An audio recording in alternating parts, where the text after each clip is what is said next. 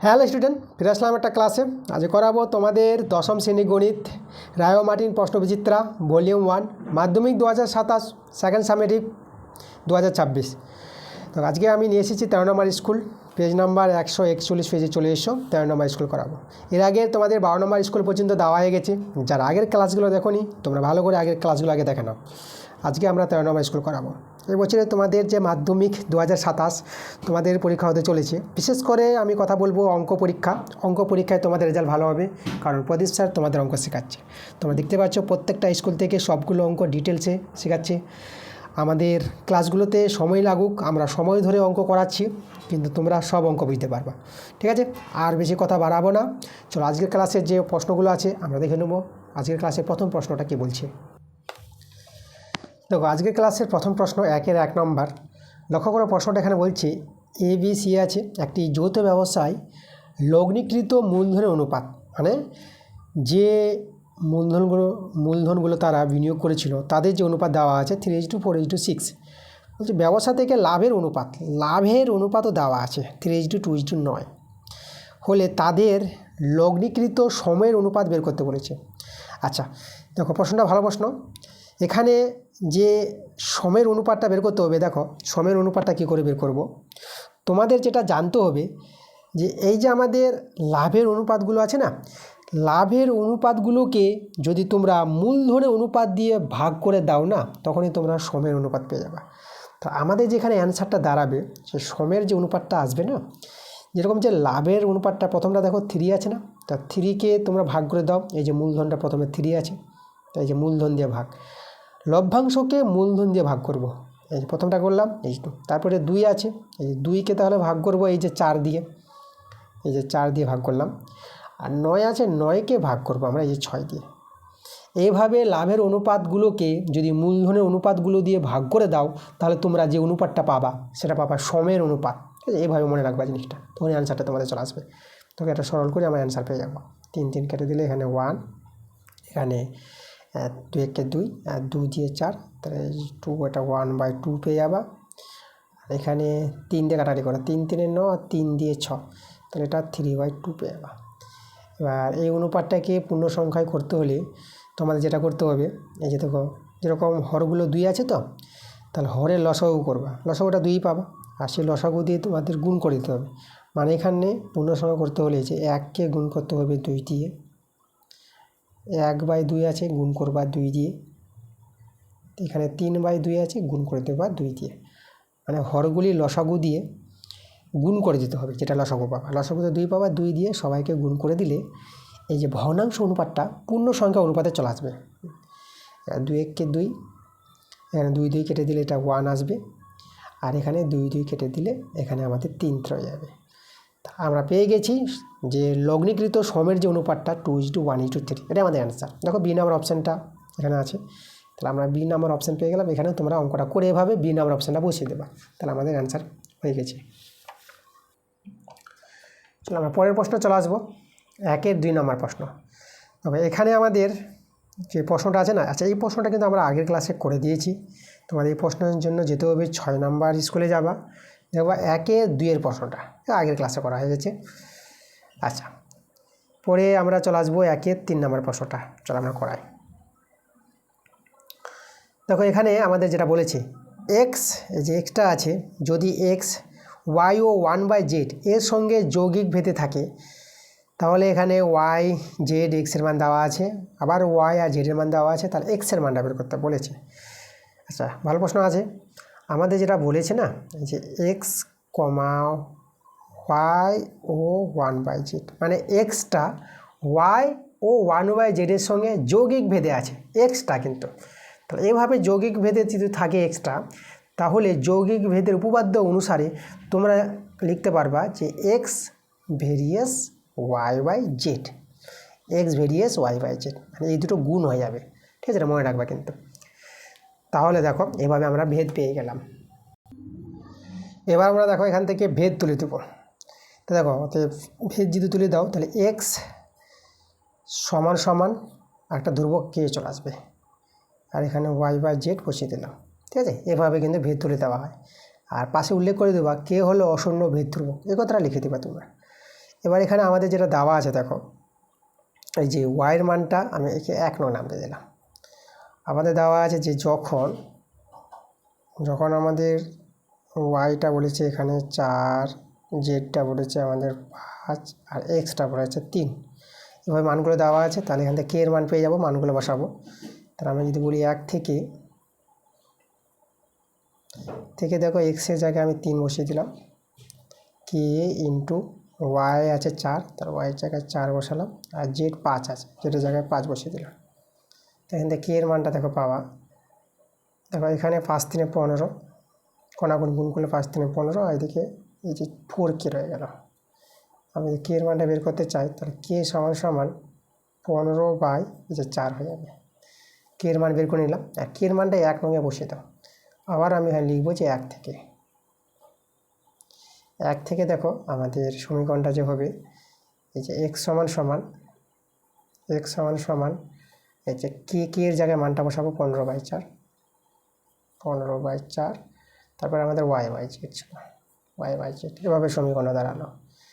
আবার দেখো এখানে তোমাদের লক্ষ্য করো যে আবার আমাদের ওয়াইয়ের মান দেওয়া আছে আর জেডের মানটা দেওয়া আছে। তাহলে আবার ওয়াইটা দেওয়া আছে, যদি দেখি ওয়াইয়ের মানটা লক্ষ্য করো 16, জেডের মানটা 25। তাহলে ওয়াই 16, জেড 25 যদি হয়, এই সমীকরণটা যদি আমি 2 নং নাম দিই, এবার বলবো আমরা 2 থেকে, তো এখানে আমি দেখাই, আমি বলবো যে 2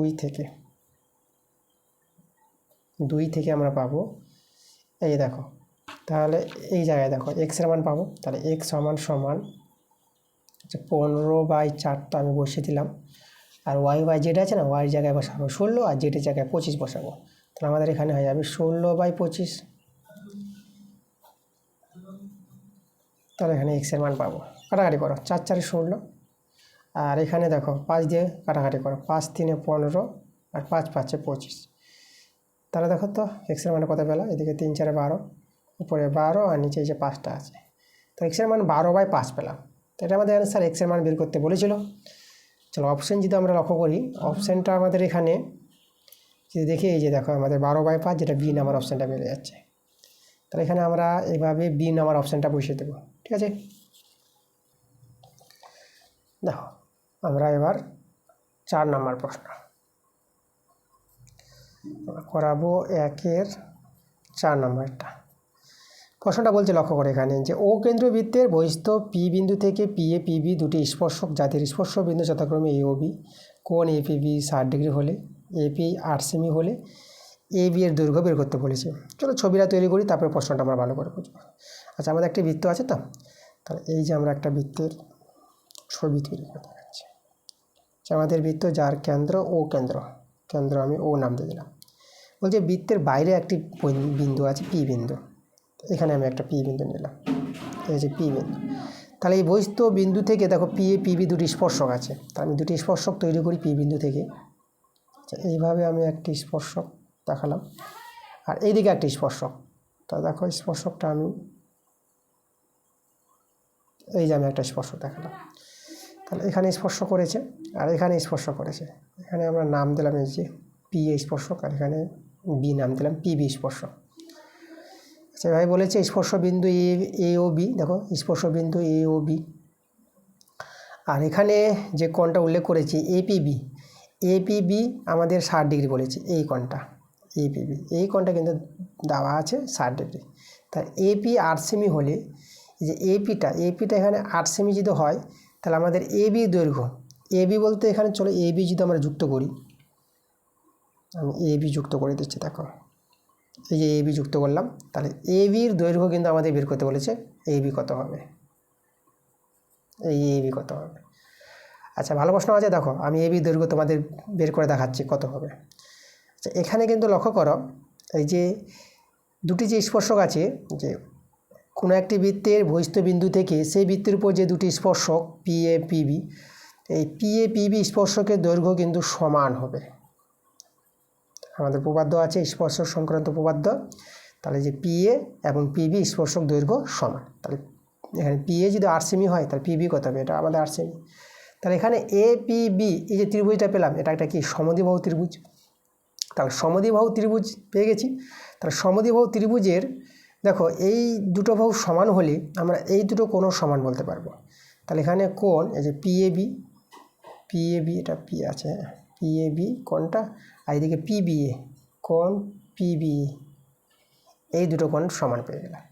আমি যদি এদেরকে এক্স ধরে নিই তাহলে এটা আমরা পেয়ে যাবো ধরে এক্স, দুটো কোণ সমান। আচ্ছা, এটা ত্রিভুজের তিনটি কোণের যোগফল কত হয়? 180 ডিগ্রি, মানে এক্স প্লাস 60 ডিগ্রি, তিনটি কোণের যোগফল হবে 180 ডিগ্রি। তো এখানে এক্সের মানটা যদি বের করে নিই, এটা 2x। আচ্ছা, এটা বিয়োগ হয়ে যাবে 180 ডিগ্রি থেকে 60 ডিগ্রি থেকে বিয়োগ করে তোমরা পেয়ে যাবে 120 ডিগ্রি, 2 দিয়ে কাটাকাটি করো, তবে এটা 60 ডিগ্রি, এক্সের মান 60 ডিগ্রি। মানে কোণগুলো দেখো, মানে এই কোণটা আমরা পেয়ে গেলাম 60 ডিগ্রি, এই কোণটা পেয়ে গেলাম আমরা 60 ডিগ্রি। তাহলে এই যে এপিবি ত্রিভুজটা দেখতে পাচ্ছ, তিনটি কোণের মান 60 ডিগ্রি করে আছে। তাহলে ত্রিভুজটা কি? সমবাহু ত্রিভুজ। তাহলে ত্রিভুজটা যদি সমবাহু ত্রিভুজ হয়, সমবাহু ত্রিভুজের বাহুগুলির দৈর্ঘ্য সমান। তাহলে আমরা এখানে পেয়ে যাব যে এপি সমান সমান পিবি সমান সমান এবি, তিনটি বাহু দৈর্ঘ্য সমান। তাহলে দৈর্ঘ্যগুলো কোথায় যাবে? 8 সেমি। যেহেতু আমাদের এপি 8 সেমি ছিল, পিবি 8 সেমি, তাহলে এবি আমাদের 8 সেমি। দেখো এবি দৈর্ঘ্য আমরা পেয়ে গেলাম 8 সেমি। তো অ্যান্সার আমাদের 8 সেমি। ওকে, যেটা এই নাম্বার অপশানটা এখানে দেখা যাচ্ছে। এরপরে আমরা চলে আসবো পরের প্রশ্ন, 5-এর প্রশ্নটা দেখো কি বলছে। এখানে লক্ষ্য করো, দুটি ত্রিভুজ আছে, দুটি ত্রিভুজের এ কোণের সঙ্গে এই কোণ সমান, বি কোণের সঙ্গে এফ কোণ সমান। তাহলে নিচের কোণটি সঠিক হবে? দুটি ত্রিভুজ, আমি দুটি ত্রিভুজের ছবি তৈরি করি। আমাদের এবিসি ত্রিভুজ আছে, আমি এবিসি ত্রিভুজ দেখাচ্ছি তোমাদের। আচ্ছা, এবিসি ত্রিভুজ আছে। এবার একটা ত্রিভুজ আছে ত্রিভুজ ডিইএফ। তাহলে আমি ত্রিভুজ এখানে আমি দিব। দেখো এই ত্রিভুজের নামটা আমরা একটু বুদ্ধি করে দিই। দেখো এ কোণের সঙ্গে ই কোণ আছে, মানে এ কোণের সঙ্গে ই কোণ সমান, ঠিক আছে? এটা লক্ষ্য করো। তাহলে এখানে আমি তোমাদের যেটা দেখাবো, আমি দেখো, তাহলে এখানে এ কোণের সঙ্গে ই কোণ যদি সমান হয়, তাহলে অনুরূপ কোণ সমান আমি দেখাচ্ছি, এই যে অনুরূপ কোণ। তাহলে এটাকে আমি ই কোণ নাম দিয়ে দেবো, এটা ই নাম দিয়ে দিলাম বিন্দুটা। এবার বি কোণের সঙ্গে এফ কোণ সমান, তাহলে বি কোণের সঙ্গে এফ, তাহলে এটা আমি এফ নাম দিয়ে দেবো। তাহলে এটা কোণের সঙ্গে এটা কোণ সমান। আর এটা যদি ই এফ, তাহলে আমাদের ত্রিভুজটা যে আছে ডিই, তাহলে এটা ডি নাম হবে। ডিইএফ ত্রিভুজের ক্ষেত্রে ই আর এফ নাম হয়ে গেছে, তাহলে আমাদের এই বিন্দুটা আমাদের হবে এটা ডি বিন্দু দাঁড়াবে। তো এইভাবে কিন্তু ত্রিভুজটা আমাদের প্রশ্ন অনুসারে বুদ্ধি করে তৈরি করতে হবে। এইভাবে যে দুটি ত্রিভুজ থেকে যে অনুরূপ কোণগুলো সমান পাই, দুই জোড়া অনুরূপ কোণ সমান, এর সঙ্গে এটা সমান, এর সঙ্গে এটা সমান, তাহলে আমরা এখানে দুটি ত্রিভুজকে সদৃশ্য বলতে পারবো। সদৃশ্য মানে ত্রিভুজ এবিসি সদৃশ্য চিহ্ন এভাবে দিবা, ত্রিভুজ ডিইএফ, এই যে দুটো ত্রিভুজ সদৃশ্য। এখন সদৃশ্য ত্রিভুজ হলে সদৃশ্য ত্রিভুজের অনুরূপ বাহুগুলি সমানুপাতিতে থাকবে। তো অনুরূপ বাহুগুলি বলতে দেখো, এবির সঙ্গে এই যে EF, AB by EF, EF হবে সমান সমান বিসি বাই এই যে ডিএফ বলতে পারবা, এই যে বিসি বাই ডিএফ সমান সমান, আর এসি বাই ইডি বলতে পারবা, এসি বাই ইডি। দেখো এই যে মানে সদৃশ্যকোণী ত্রিভুজ, দুটো ত্রিভুজ তো সদৃশ্যকোণী, তো সদৃশ্যকোণী ত্রিভুজের অনুরূপ বাহুগুলি সমানুপাতিতে থাকে। দেখো তো কোন শর্তটা আমাদের স্যাটিসফাই করবে। দেখো এই যে বিসি বাই ডিএফ, দেখো বিসি বাই ডিএফ, আর এখানে দেখো তারপরে আমাদের এবি বাই ইএফ, দেখো এবি বাই ইএফ, এখানে কিন্তু মিলছে আমাদের, এটা ডি নাম্বার অপশানটা, BC by DF, BC by DF, আর AB by EF, AB by EF এটা মিলছে।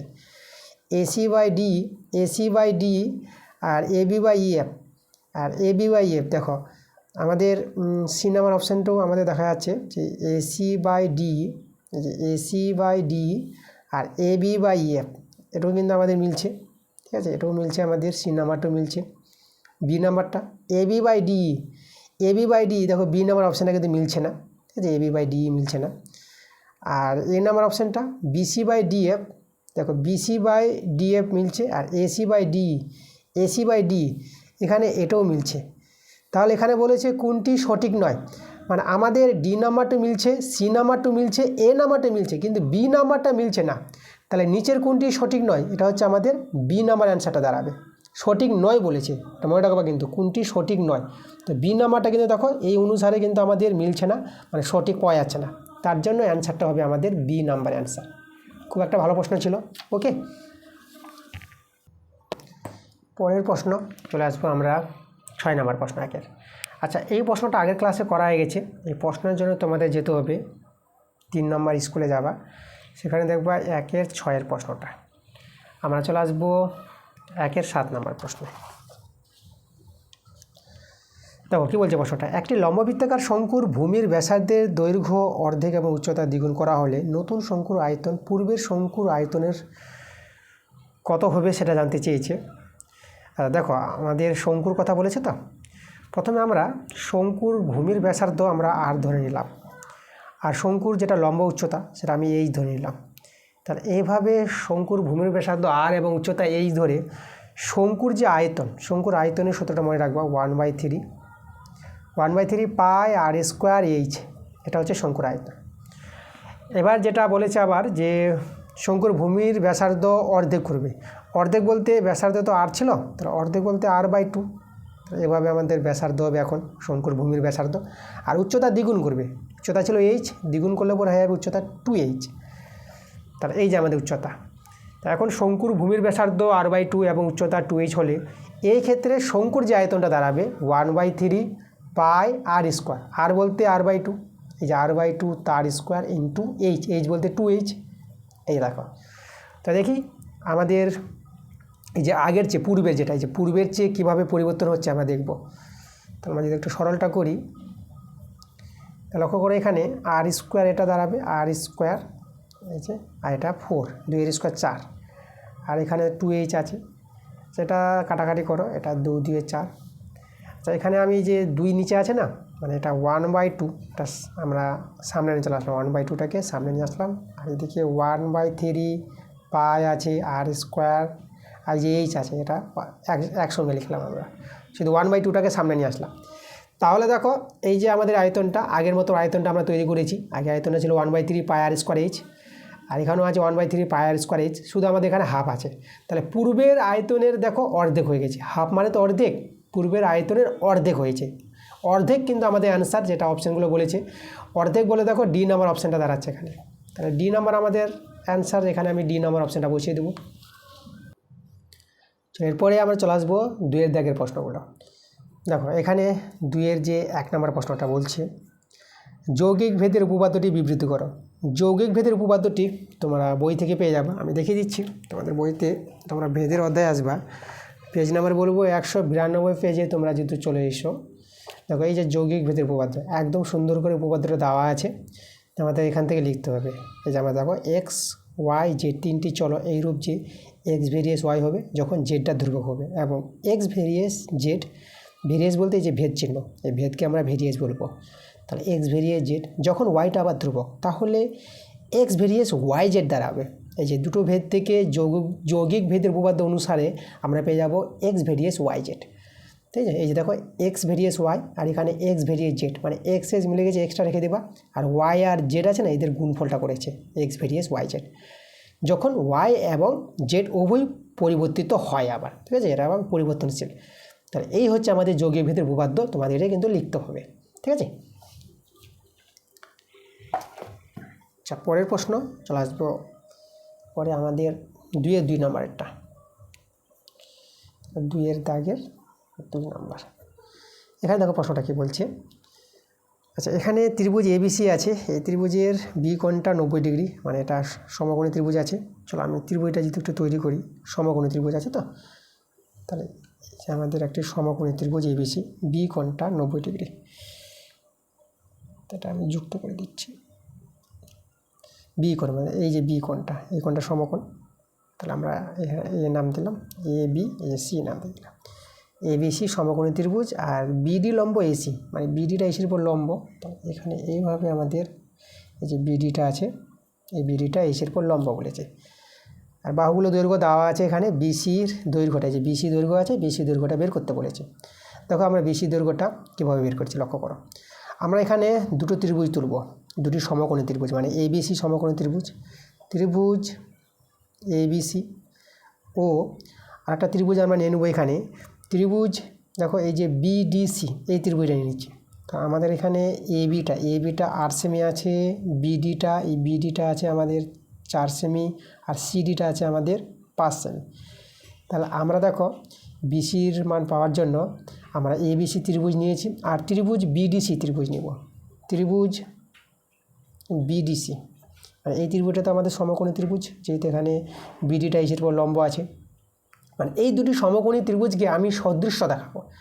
এখন দুটি ত্রিভুজকে সদৃশ্য দেখাতে হলে দুটো ত্রিভুজ থেকে দুটো শর্ত সমান দেখাও।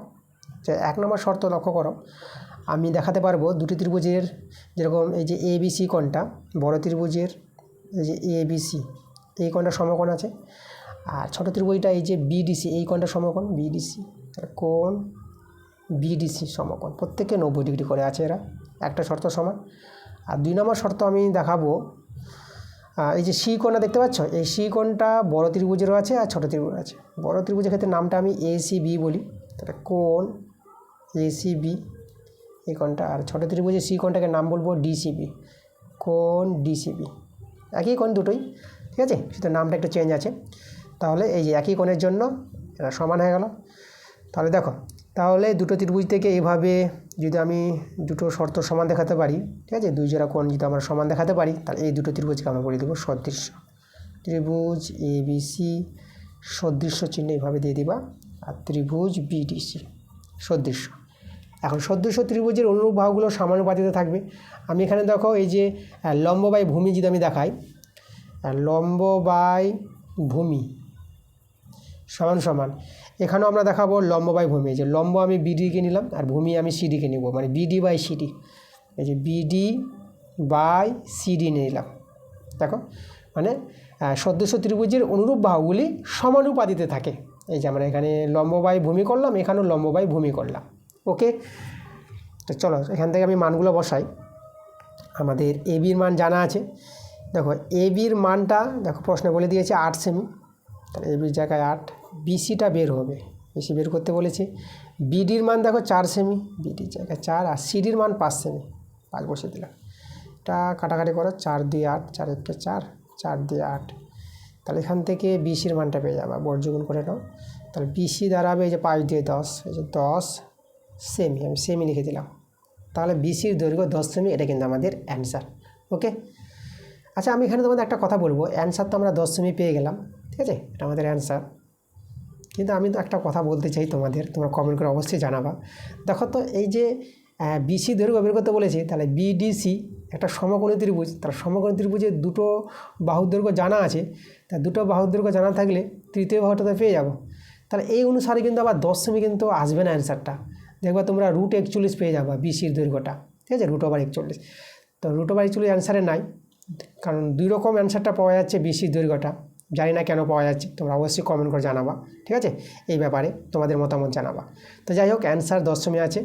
এই অনুসারে আমরা সদৃশ্য ত্রিভুজের ধর্ম অনুসারে দেখো আমরা বিসি দৈর্ঘ্যটা 10 সেমি পেয়েছি। যাই হোক, তোমরা এভাবেই কিন্তু পরীক্ষায় অ্যান্সারটা করে নিবা। ওকে, চলো এখানে আমি চলে আসবো এরপরে 2-এর যে 3 নম্বর প্রশ্নটা আছে। তো কী বলছে প্রশ্নটা, 2-এর 3, একটি নিরেট গোলকের বক্রতলের ক্ষেত্রফল একটি নিরেট অর্ধগোলকের সমগ্রতলের ক্ষেত্রফলের 3 গুণের সমান। তাহলে গোলক ও অর্ধগোলকের ব্যাসার্ধের দৈর্ঘ্যের অনুপাত বের করতে বলেছে। আচ্ছা, একটি গোলক, আচ্ছা গোলক বলতে আমাদের ফুটবল তোমরা জানো। এখানে গোলকের ব্যাসার্ধ আমি বড় হাতের আর নিয়ে নিলাম, যেহেতু ব্যাসার্ধগুলোর অনুপাত চেয়েছে, আমি গোলকের ব্যাসার্ধ দৈর্ঘ্য বড় হাতের আর বড় হাতের আর্জিত হয়, তাহলে গোলকের যে সমগ্রতলের ক্ষেত্রফল সূত্র তোমাদের যেটা জানতে হবে, সেটা হয় 4πr²।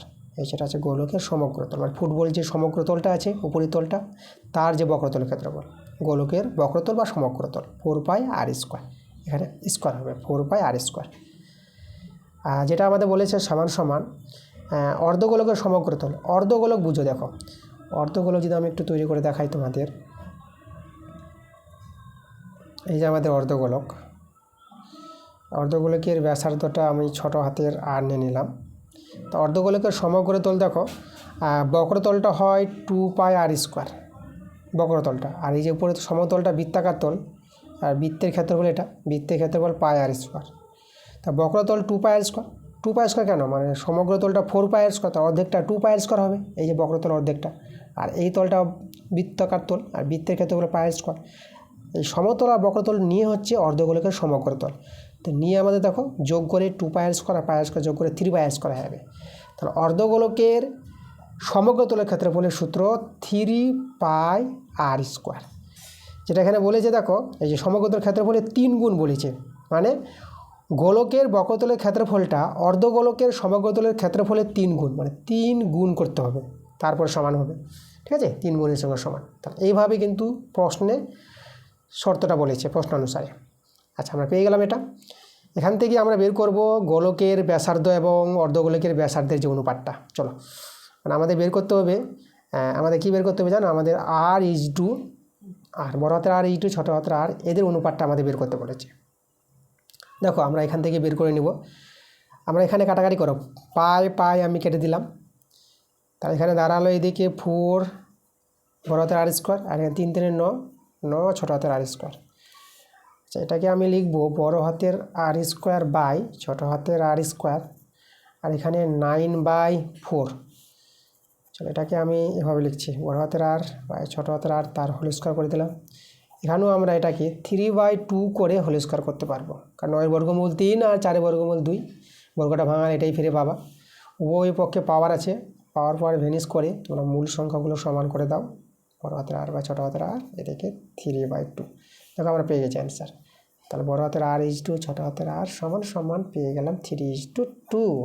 দেখো এই যে আমাদের গোলক ও অর্ধগোলকের ব্যাসার্ধের দৈর্ঘ্যের যে অনুপাতটা 3:2, এটা কিন্তু আমাদের অ্যান্সার। ঠিক আছে, তোমরা একটু ভাষা লিখে দিবা, যে গোলক ও অর্ধগোলকের ব্যাসার্ধের দৈর্ঘ্যের অনুপাতটা এটা। ওকে, পরে আমরা 4 নম্বর প্রশ্নে চলে আসবো। আচ্ছা, 2 এর 4 প্রশ্নটা আমরা আগের ক্লাসে করে দিয়েছি, তোমাদের যেতে হবে, আমি তোমাদের বলে দেবো যে 8 নম্বর স্কুল, 8 নম্বর স্কুলে তোমরা 1-এর 7 নম্বর প্রশ্নটা দেখবা, 1-এর 7-এর প্রশ্নটা। ঠিক আছে, আচ্ছা আমরা চলে আসবো এরপরে বড় প্রশ্নগুলো। চলো বড় প্রশ্ন আমরা 3-এর দাগের প্রশ্নটা করাই। দেখো 3-এর যে প্রশ্নটা আমাদের কী বলছে এখানে, দেখো একটি যৌথ ব্যবসায় এ বি সি এদের মূলধনের অনুপাতটা দেওয়া আছে।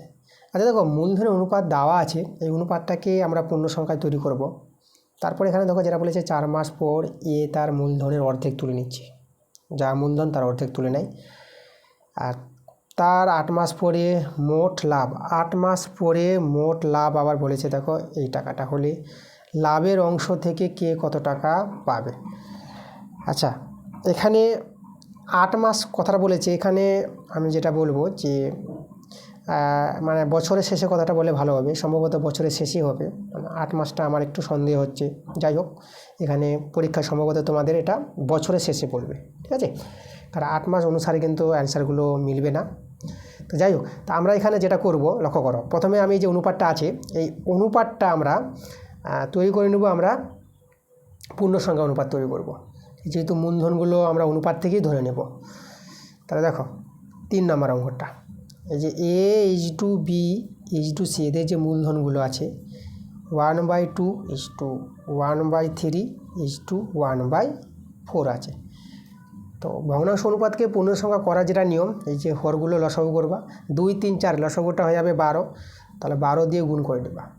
2 3 4 লসাগুটা 12 আমি মুখে বললাম, কিভাবে বললাম, কারণ দেখো এমন কোন সবচেয়ে ছোটো সংখ্যা আছে যে 2 দিয়ে ভাগ যাবে, 3 দিয়ে ভাগ যাবে, 4 দিয়ে ভাগ যাবে, শুধু 12টাই আছে, সবচেয়ে ছোটো সংখ্যা 12 আছে, যে এই 3টে সংখ্যা দিয়ে ভাগ যাবে। এই জন্য আমরা লসাগুটা মুখে বলতে পারবো।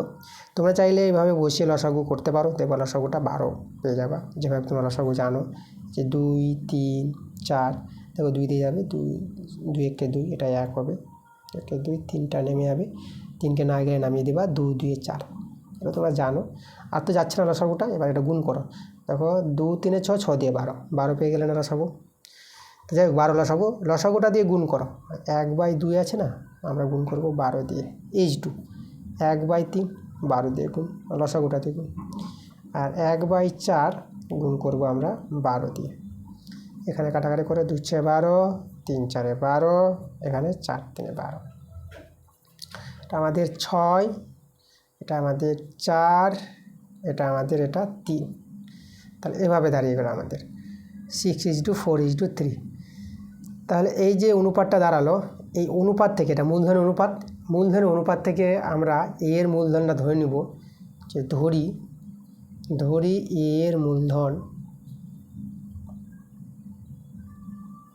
এর মূলধনটাকে আমি দেখো 6 থেকে আমি 6x ধরে নেব, বি এর মূলধনটা 4 থেকে আমি ধরে নেব 4x, এগুলো টাকা, মূলধন টাকা, আর সি এর মূলধনটা 3 থেকে আমরা ধরে নেব 3x টাকা। তা মূলধনগুলো যখন পেয়ে গেছি, তাহলে এখানে দেখো যে কথাগুলো বলেছে যে 4 মাস পর এ তার মূলধনের অর্ধেক তুলে নেবে।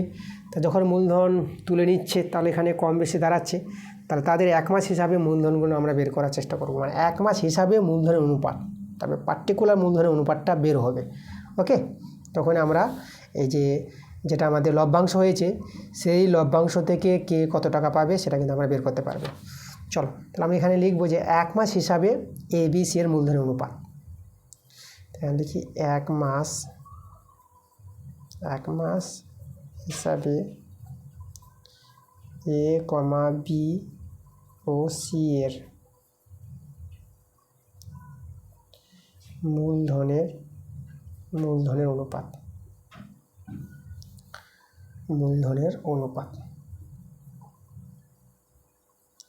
সমান। দেখো এর লক্ষ্য করো, এর যে টাকাটা এখানে বুঝে ভালো করে, যে এর যা মূলধন 4 মাস পর এ তার মূলধনের অর্ধেক তুলে নেয়। তা 4 মাস, দেখো এখানে লক্ষ্য করো যে 4 মাস, তাই তো, তাহলে 4 মাস পর কথা বলেছে, তা 4 মাস পর মানে 4 মাস কিন্তু এই যে তার মূলধনটা যে 6x টাকা ছিল, তা 4 মাস কিন্তু 6x টাকা খেটে গেছে এর, মানে এর এই যে 6x টাকা 4 মাস খেটেছে বলে 4 দিয়ে গুণ করলাম। ওকে, এই যে দেখো এখানে যোগ দিব, তারপরে দেখো এখানে যে এই যে 4 মাস পরে এ অর্ধেক টাকা তুলে নিয়েছিল, তাহলে অর্ধেক টাকা তুলে নিয়েছিল যে 6x টাকা থেকে তুলেছে, তো এখান থেকে তুলেছে বলে বিয়োগ দিব, কত টাকা তুলেছে অর্ধেক বলতে এই যে 6x টাকা ছিল তার অর্ধেক, মানে 2 দিয়ে ভাগ করতে হবে, এই টাকাটা তুলে নিয়েছিল। তাহলে এই টাকা তুলে নেওয়ার পর যে টাকাটা থাকবে, তাহলে এই টাকাটা কত মাস কাটবে, টোটাল আমরা 12 মাস ধরবো, এখানে যেটা 8 মাস বলেছে আমি বলবো যেটা 12 মাস হবে।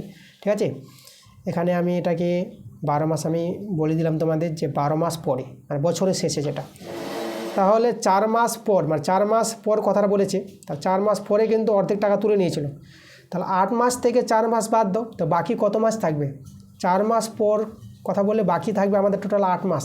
তাহলে এই যে টাকাটা অর্ধেক তুলে নেওয়ার পর যে টাকাটা থাকলো, এই টাকাটা খাটবে 8 মাস, তাহলে 8 দিয়ে গুণ করতে হবে। এই যে 1 মাস হিসাবে মূলধনগুলো এইভাবে কিন্তু বের করতে হবে। তো এটা হলো এ এর ক্ষেত্রে H2। এবার বি এর দেখো, বি এর যে 4x টাকাটা, এর টাকাটা কোনো কিছু বলেনি প্রশ্নে, তাই না, এর টাকাটা 12 মাসেই খেটেছে, বি এর টাকাটা, তাহলে এখানে বি এর যে 4x টাকা 12 মাস খেটেছে, তো 12 দিয়ে গুণ করে দেবো H2। আর সি এর টাকাটাও কোনো কথা বলেনি, সি এর টাকাটা দেখো এই যে 3x টাকা, এরও টাকাটা কিন্তু 12 মাস কেটেছে। চলো এখন আমরা এখানে একটু সরল করব, দেখো সরলটা বুঝো। আচ্ছা, এক্সটা দেখো সব জায়গায় এক্স আছে না, প্রত্যেকটা অনুপাতে আছে, মানে এখানেও এক্স, এখানে এই যে এক্সগুলো আমি কেটে দিতে পারবো, এই যে এক্সগুলো দেখতে পাচ্ছি, এক্সগুলো কেটে দাও, আর কাটাকাটি তোমরা করতে পারবা। দেখো 4 দিয়ে আমি কিন্তু কাটাকাটি করতে পারবো, যেখানে 4 আছে এখানে 4 দিয়ে 8 হবে, এই যে 4 দিয়ে 8, আর এই যে 4, এই 4টা কেটে দিলাম, আর এই যে 4 3 12, 4 3 12, 4 দিয়ে কাটাকাটি করতে পারলাম। চলো আর কাটাকাটি করা যাচ্ছে না, আর কিন্তু কাটাকাটি করা যাচ্ছে না, তাহলে এখানে রয়ে গেল আমাদের এটা 6 রয়ে গেল, প্লাস এখানে একটু সরলটা করো, 2 3 6, এই যে কাটাকাটি করলাম, তাহলে আমাদের এখানে 6 - 3 বেঁচেছে, তা আমি এখানে লিখে দেখাই একটু, 6 - 3 বাঁচলো, আর এখানে কিন্তু 2 আছে, তাহলে এই যে আমাদের এরটা, এটা এর H2, আর এখানে শুধু আমাদের 12 বেঁচেছে H2, আর এখানে 3 3 9 মানে 9 বেঁচেছে, তাহলে এটা আমাদের হয়ে গেল 6 প্লাস এটা বিয়োগ করে কত হবে, এটা হচ্ছে আমাদের বিয়োগ করে 3 আর 2 গুণ করে 3 2 6, এটা আমাদের এর, এদিকে 12 H2 9, 6 6 যোগ করলে এটা আমরা 12 পেয়ে যাব, 12 H2, এটা আমাদের 12 H2 আমাদের 9। আচ্ছা, এখানে আমি লঘিষ্ঠ করতে পারবো, 3 দিয়ে ভাগ করতে পারবো, 3 4 12 H2, 3 4 12 H2, 3 3 9। দেখো ABC এর যে 1 মাস হিসাবে মূলধনের অনুপাতটা আমরা পেয়ে গেলাম 4:4:3। এভাবে কিন্তু অনুপাতটা আসবে। আচ্ছা, তো এখন দেখো এই যে আমাদের যে বছরের শেষে যে লাভটা হয়েছে, লভ্যাংশটা কত হয়েছে দেখো, এই টাকাটা। তাহলে এই টাকা থেকে এ কত পাবে, বি কত পাবে, সি কত পাবে, তাদের লভ্যাংশগুলো আমরা এখন বের করে নেব। তাহলে টাকাটা আছে কত, টাকাটা আছে এখানে লক্ষ্য করো, আবার বলে দিচ্ছি আমি টাকাটা 61,050 টাকা, 61,050। তাহলে আমরা বলবো যে 61,050 টাকা লভ্যাংশ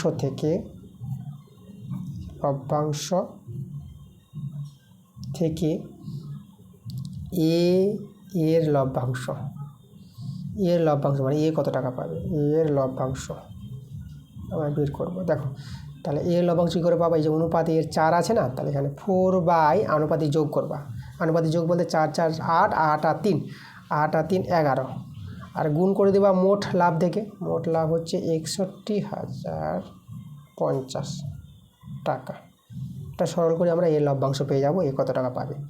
চলো 11 দিয়ে আমরা কাটাকাটি এটা করতে পারবো। দেখো আমরা এখানে করব 11 5 55 করলাম, তাহলে 11 5 55, তো এখানে 6 বাসলো, 6 মানে 60, আবার আমি করব 11 5 55, তো এই যে 60 55, 5 বাসলো, 5 মানে আবার 55, 11 5 55। দেখো আর শূন্যটা বসে গেল। এবার যদি আমরা 4 দিয়ে গুণ করে দিই, 4 0 0, 4 5 20, আবার একটা 0, আবার 4 5 20, হাতে 2, 20 2 22, 22 0, হাতে তাহলে 2, 4 5 20, 20 2 22। এই যে দেখো এই টাকাটা দাঁড়িয়ে গেল, এই লভ্যাংশ এত টাকা। চলো একইভাবে আমরা বি এর লভ্যাংশ বের করে নিই। তাহলে বি এর লভ্যাংশ এখন কাটাকাটি হয়ে গেছে এই টাকাটা, তাহলে এই টাকার সঙ্গে শুধু এই যে 4 গুণ করলে হবে। দেখো 4 আছে, একই অনুপাত আছে না এ বি এর, তাহলে এর যে টাকাটা হবে লভ্যাংশ, বি এর কিন্তু একই টাকা পাবা, যেহেতু অনুপাতটা সেম আছে। তাহলে এখানে এই টাকাটা আমি লিখে দেবো, কোনো কিছু করার দরকার নাই। এই যে দেখো, তাহলে বি এর লভ্যাংশ এত টাকাই। এবার শুধু সি এর লভ্যাংশ আমরা বের করে নেব। সি এর লভ্যাংশ, তাহলে সি এর যে মূলধনটা এখানে 3 আছে, তাহলে এই যে 3-র সঙ্গে শুধু গুণ হয়ে যাবে এই টাকাটা, যেটা কাটাকাটি করে পেয়েছো। 3 5 1 0, এত টাকা। চলো গুণ করে নাও, 3 0 0, 3 5 15, 5 হাতে তাহলে 1, 3 5 15 1 16, হাতে তাহলে 1, 3 5 15, আবার 16। দেখো এই টাকাটা পেয়ে গেলাম। তাহলে এটা হচ্ছে সি এর লভ্যাংশ। ওকে, তাহলে এই যে এ বি সি এর লভ্যাংশগুলো কিন্তু বের করে নিলাম, এটাই আমাদের অ্যান্সার। পরের প্রশ্নতে আমরা চলে আসবো। এর পরের প্রশ্ন দেখো 3-এর যে অথবাটা, 3-এর অথবা প্রশ্নটা আমরা আগের ক্লাসে এটা করে দিয়েছি। আগের ক্লাসে তোমরা পাবা, আমি বলে দিচ্ছি তোমরা কোথায় পাবা। এর জন্য তোমাদের যেতে হবে 3 নম্বর স্কুলে যাবা। 3 নম্বর স্কুল, এস থেকে স্কুল, 3 নম্বর স্কুলে দেখবা যে 3-এর যে প্রশ্নটা আছে সেখান থেকে তোমরা পেয়ে যাবো। আগের ক্লাসে কিন্তু করে দিয়েছি আমরা। ওকে, তারপরে আমরা 4-এর দাগের প্রশ্ন। আচ্ছা 4-এরটা এই প্রশ্নটা একদম বইয়ের প্রশ্ন আছে, বই থেকে পেয়ে যাবা। আমরা বইয়ের বাইরের প্রশ্নগুলো করাচ্ছি, 3 এবং 3 অথবা বইয়ের বাইরের প্রশ্ন ছিল। যেরকম 4-এর যে অথবাটা আছে এটা বইয়ের বাইরের প্রশ্ন আছে। চলো এটা আমরা করাবো, খুব ভালো একটা প্রশ্ন দেখতে পাচ্ছি, ভেদ থেকে আছে। তাহলে এখানে দেখো 4-এর অথবাটা, তাহলে এখানে আমি লিখবো 4-এর অথবা লিখবো। আচ্ছা 3টি ভেদ দেওয়া আছে, 3টি ভেদ থেকে আমাদের এটা প্রমাণ করতে হবে। তাহলে প্রথম ভেদটা আছে দেখো, এ ভেরিয়েস বি প্লাস সি আছে, তারপরে কমা বি ভেরিয়েস সি প্লাস এ আছে, তারপরে আছে সি ভেরিয়েস, মানে যে ভেদ আছে না, ভেদকে ইংরেজিতে ভেরিয়েশন বলা হয়, আর ভেরিয়েশন থেকে কথাটা আমরা ভেরিয়েস বলছি সংক্ষেপে, সি ভেরিয়েস বি প্লাস এ। এভাবে 3টি ভেদ আছে। এই 3টি ভেদ থেকে আমরা দেখো কীভাবে প্রমাণটা নিয়ে আসছি। আমরা কি করব, আমরা ভেদ তুলে দিচ্ছি। তাহলে এ সমান সমান একটা ধ্রুবক কে চলে আসবে, ভেদ তুলে দিলে ধ্রুবক আসবে, ধ্রুবক কে। যে এখানে আমি ধ্রুবকগুলো K1 নিয়ে নিলাম, যেহেতু এখানে 3টি ভেদ আছে, 3টি ধ্রুবক পাবা K1, আর বি প্লাস সি। আচ্ছা তাহলে এখানে যদি আমি গুণটা দেখাই, তাহলে এটা K1 B plus K1 C. আচ্ছা তাহলে এবার এখানে লক্ষ্য করো, আমি তোমাদের যেটা বলবো এখানে। আচ্ছা তাহলে এখান থেকে দাঁড়াও, আমি এক কাজ করি, আমি উভয় পক্ষে আমি এখানে K1C K1A K1B আছে, K1C আছে, আমরা K1A আমরা উভয় পক্ষে যোগ করব এই ক্ষেত্রে। আচ্ছা, এখানে একটু লক্ষ্য করো যে ধ্রুবকগুলো উল্লেখ করে দিয়েছে KLM, মানে প্রথম ভেদ থেকে K হবে, তারপরে ভেদ থেকে LM। তাহলে K যখন বলেছে K1 আমি আর নিচ্ছি না, প্রত্যেকটার ভেদ থেকে আলাদা আলাদা ধ্রুবক উল্লেখ করে দিয়েছে।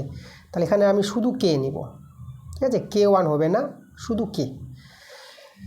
আচ্ছা, আর পাশে এখানে তোমরা বলে দিবা যে এই যে Kটা হলো অশূন্য ভেদ ধ্রুবক। তো যাই হোক, তাহলে এখানে যেখানে উল্লেখ করেই দিয়েছে, না উল্লেখ করলেও কোনো যায় আসে না। আমি যেটা বললাম যে আমি উভয় পক্ষে যেটা যোগ করব, KA যোগ করব, মানে A তো আছে প্লাস KA আমি যোগ করছি। এখানে KB K1 হবে না, হ্যাঁ, KB আর KC আছে, আমি যোগ করছি KA দিয়ে যোগ করছি উভয় পক্ষে, মনে রাখবা।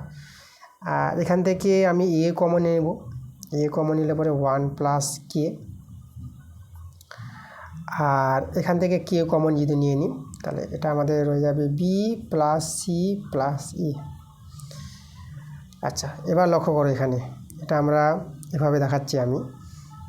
দেখো এখানে এর নিচে, এই যে এর নিচে আমি এটা নামালাম, এই যে B plus C plus E এটাকে নামালাম। আর এই যে K এর নিচে আমি নামাবো এটা 1 প্লাস K কে, এই যে 1 প্লাস K, এভাবে সাজিয়ে নিলাম। আর একটু যদি আমি ঘুরিয়ে লিখি, আগে Kটা লিখলাম, K বাই 1 প্লাস K এটা আগে লিখলাম সমান সমান, আর এখানে A বাই, আচ্ছা এটাকে সাজিয়ে লিখি, আগে A B C আগে লিখি, তাহলে A প্লাস B, একটু দেখা যাচ্ছে না, A plus B plus C। মানে এই যে বাম পক্ষকে, এই যে ডান পক্ষটাকে বাম পক্ষ আর বাম পক্ষটাকে ডান পক্ষ, এভাবে এটা সাজিয়ে নিলাম, ঠিক আছে। এটাকে এভাবে সাজিয়ে এটাকে আমি 1 নং নাম দিয়ে দিলাম। তাহলে এই ভেদটা আমরা কাজ করলাম। একইভাবে চলে আমরা দ্বিতীয় ভেদে চলে আসব। এখান থেকে যে আমরা ভেদ তুলে দিই, তাহলে আমরা দেখো B সমান সমান যে ধ্রুবকটা আসবে, দেখো এখানে L উল্লেখ করে দিয়েছে না, আমি ধ্রুবকটা এই ক্ষেত্রে Lই নিব, L C প্লাস A। যেভাবে সরলটা করলাম একইভাবে চলো সরলটা করি, B সমান সমান LC প্লাস LA।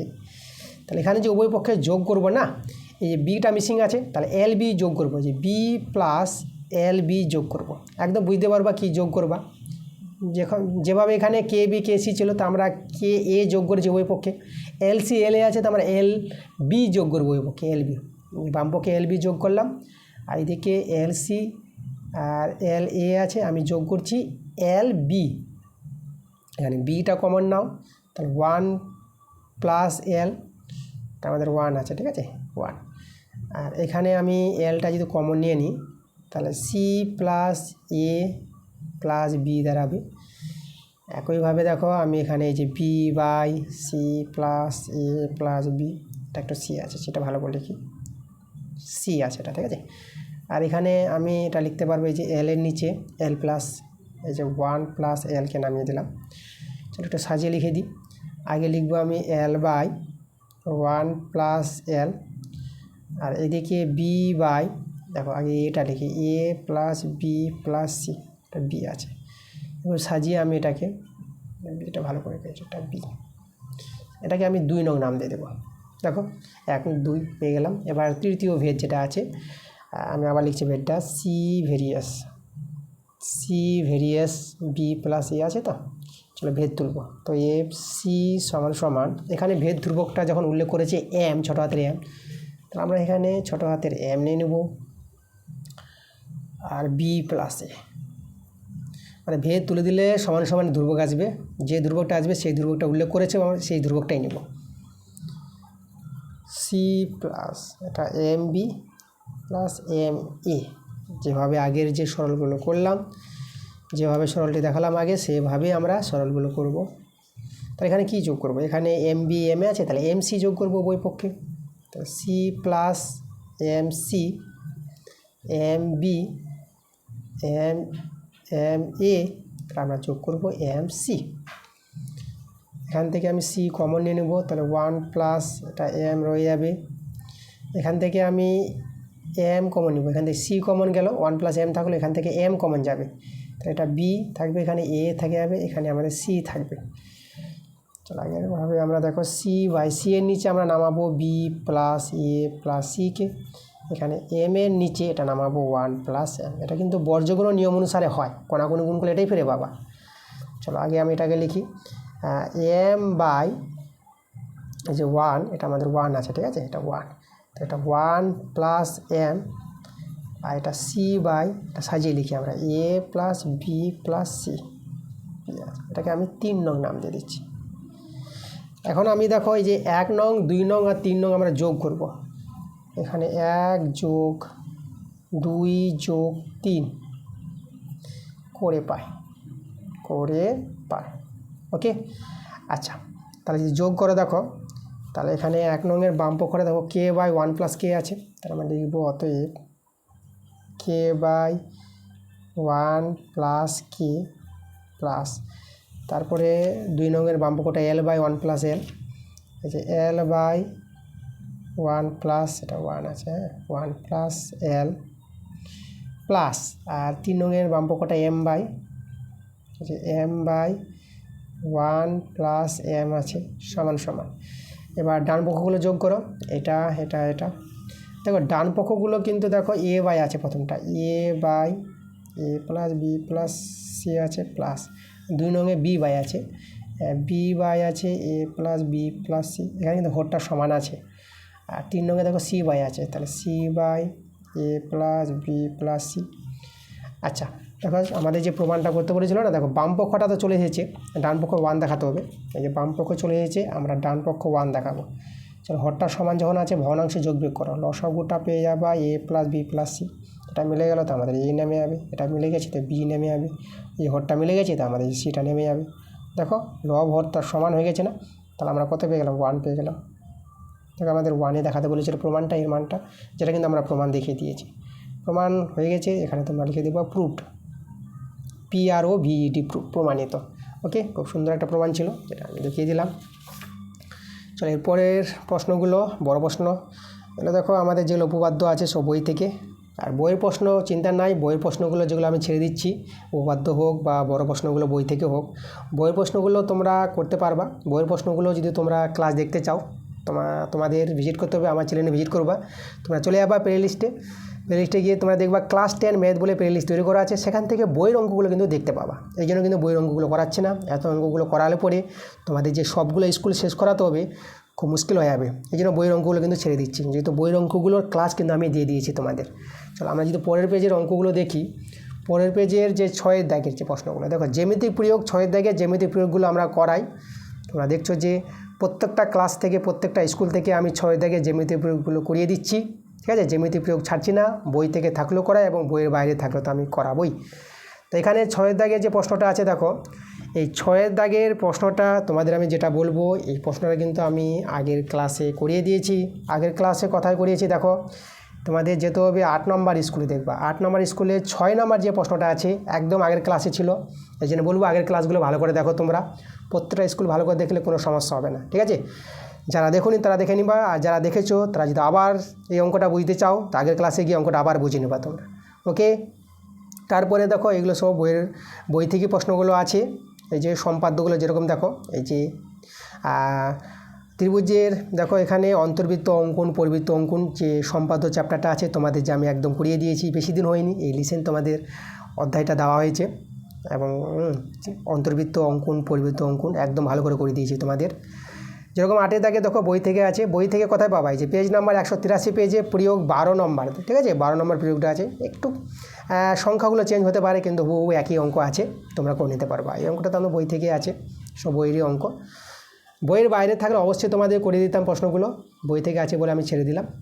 তো এই ছিল আমাদের আজকের ক্লাস। দেখো 13 নম্বর স্কুল একদম কমপ্লিট সম্পূর্ণ স্কুল করে দিয়েছি। আজকের স্কুলটা খুব ভালো স্কুল ছিল, দেখো ভালো ভালো প্রশ্ন আছে এখান থেকে, যা আমি একদম ডিটেলসে তোমাদের প্রত্যেকটা অঙ্ক ভালো করে বুঝিয়ে দিয়েছি।